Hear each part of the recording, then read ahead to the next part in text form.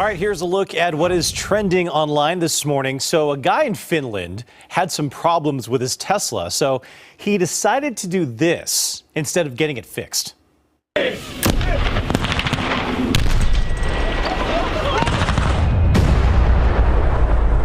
Goodness.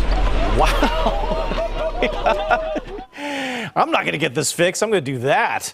The 2013 Tesla Model S needed apparently a new battery pack, which would have set him back about $24,000. $24,000. So, as you saw, he decided to blow it up instead.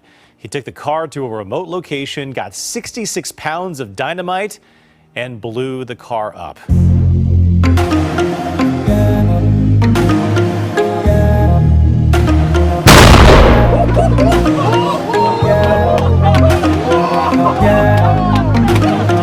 Yeah.